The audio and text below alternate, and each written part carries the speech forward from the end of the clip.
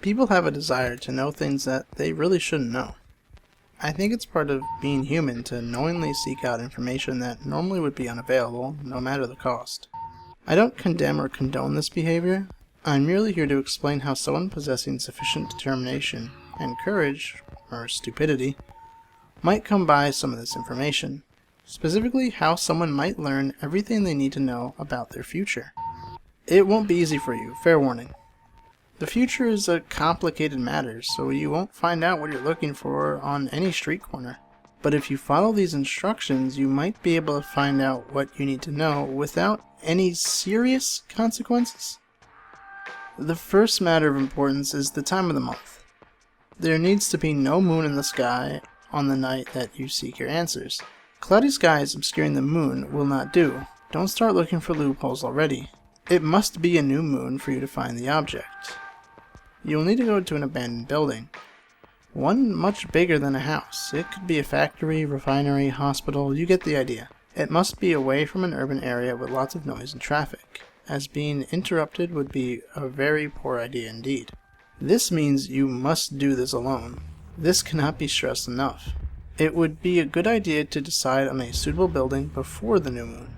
You see, the building must be quite specific in its design. You need to find a room within the building that is situated below ground level with no windows or other sources of light and is of moderate size. I'm not quite sure of exactly what moderate size means, but basically no aircraft hangars or broom cupboards. The room you select must have a door on the southern side of the room.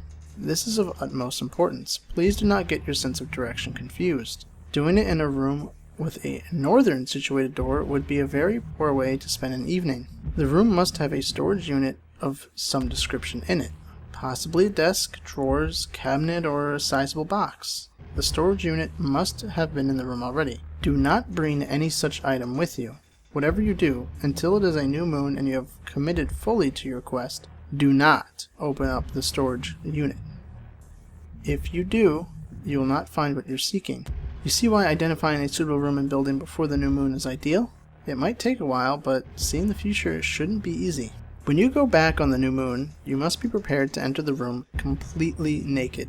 That means no wristwatches, nothing. Try to remember where the storage unit is within the room, and practice gauging time with no phone or watch. The task will only be able to be completed between around 2 a.m. and 3 a.m.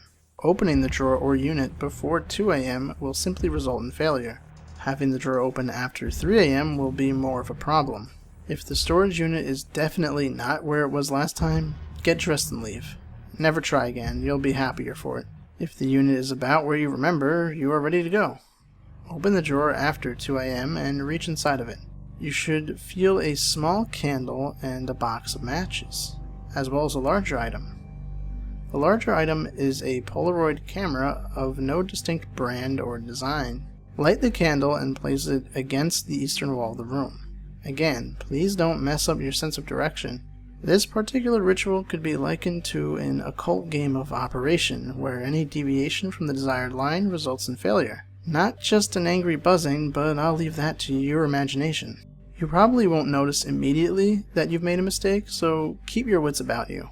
With the candle lit, you can proceed to ensure that there are no extra items in the drawer, particularly coins. If there are coins, leave immediately, and do not take them. If there is nothing else in the drawer, you may take the photos.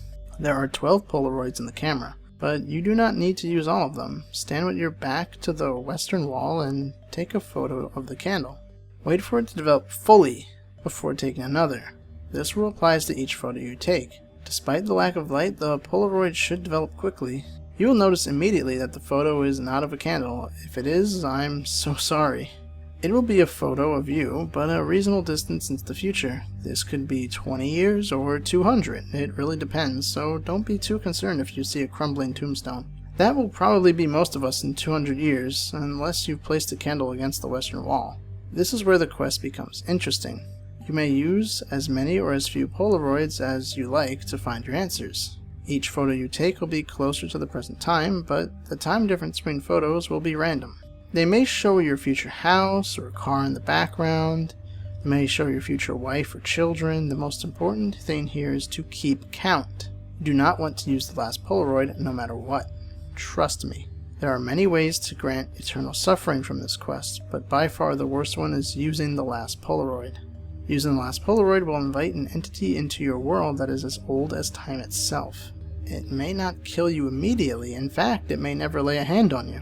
It will, however, ensure the most horrific suffering you can imagine. That could mean watching everyone you love be flayed alive every day for all existence. Maybe it will possess you and let you watch it do horrible things. This is not an entity that you want to have tea and biscuits with. With that in mind, most people use 5 or 6, get a few answers, and leave. The daring ones use 11. I appreciate their bravery and concentration. Care should be taken to look at each photo carefully. If there are any obscure shapes hiding in the background, it is time to conclude your quest. If each photo is of the same tombstone, it may not be worth continuing until you can see the inscribed date. Wouldn't want it to be too soon, particularly if you're not 100% confident of all the previous steps being completed correctly. If you use less than 11 Polaroids and all of the photos are devoid of peculiar shapes, good on you. You are done now. Just make sure you conclude your quest before 3 AM. Place the camera and all the Polaroids back in the drawer. Blow out the candle and place it in the drawer too. Leave the building and get what you can from your answers, but don't try the procedure again. I hope you got what you desired. If you used 11 Polaroids, I have an apology to make. I did say earlier that there were 12. I think I put one less in this time.